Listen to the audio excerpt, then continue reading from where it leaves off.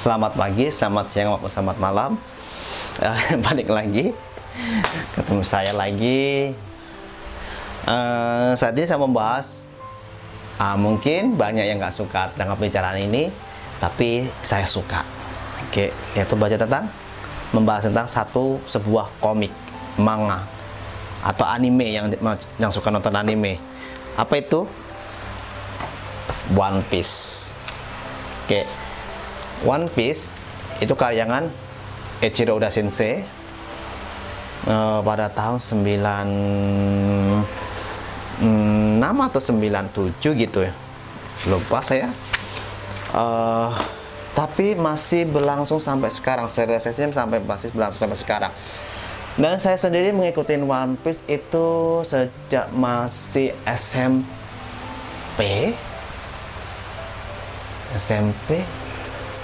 96-97. Serialisasi One Piece di Indonesia itu mulai kapan? Ya antara sekitar segitulah. Nah, jujur kalau dulu televisi kan isinya memang kebanyakan kartun.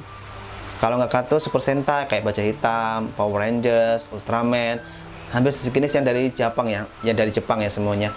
Nah, itu kayak membawa diri saya sendiri untuk jadi suka dengan budaya Jepang. Salah satu tentang komik. Kalau dari Jepang biasanya namanya manga. Nah, salah satu manga yang saya koleksi, sebenarnya bukan karena niatan koleksi, karena memang saya suka dengan ceritanya, saya suka dengan karakternya, bagaimana jalan ceritanya. Nah, saya koleksi One Piece. Saya punya komplit dari volume 1 sampai yang terbaru 98, jadi udah hampir 100 buku gini. Sebenarnya lebih karena kan ada kayak One Piece Databook, seperti One Piece Yellow, One Piece Red, itu istilahnya kayak kumpulan nama-nama tokoh dan keterangannya seperti itu. Nah, saya juga punya ini Wanted ini adalah cikal bakal One Piece, kayak Eiichiro Oda, cikal bakalnya. Jadi sebelum One Piece terserialisasi jadi seperti sekarang, dulu ada One Shot, jadi satu cerita. Nah, One Piece, Wanted judulnya. Ini saya punya.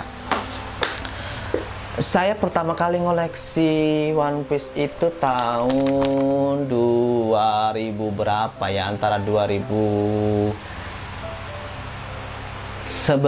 kali ya, 2011 atau 2012. Bukan 2013, antara 2012 ke 2012-an lah ke atas. Ya, itu baru pertama kali One Piece. Iya, antara itu. Iya, antara 2012 ke sana, 2013-an itulah ke sana.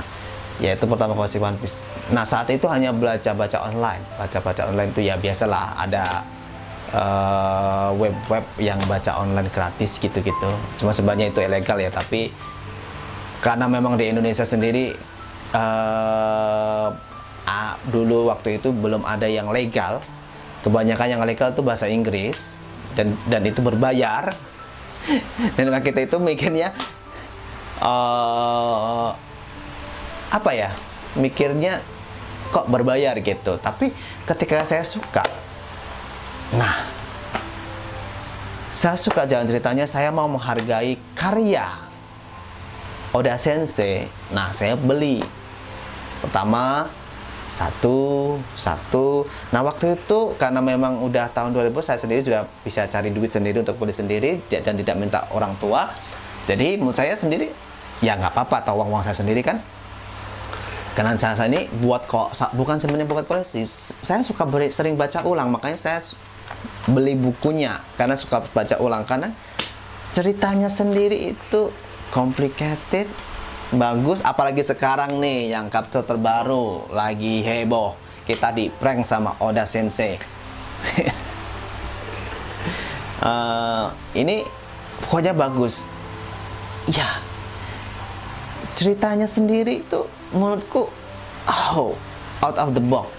Maksudnya kalau kita mau aplikasikan dalam kehidupan bisa, karena di situ banyak pelajaran, banyak sekali. Meskipun ini kelihatannya kalau menurut orang-orang yang nggak suka manga, nggak suka anime, alah tontonan anak-anak kecil, kartun tontonan anak kecil. Salah besar. Nggak ada sinetron yang sebagus, nggak ada sinetron yang memberi pelajaran sebesar One Piece. Nggak ada. Nggak ada series yang memberi pelajaran seperti One Piece. Nggak ada. Saya banyak sekali belajar tentang kehidupan, salah satunya dari One Piece. Bagaimana kita menilai orang, bagaimana kita harus bersikap, bagaimana kita harus ibaratnya berjuang. Nah, salah satu dari One Piece. Karena sampai sekarang saya masih koleksi, dan sampai sekarang baru 98 dan belum tamat, sampai nanti nggak tahu sampai berapa volume lagi nanti.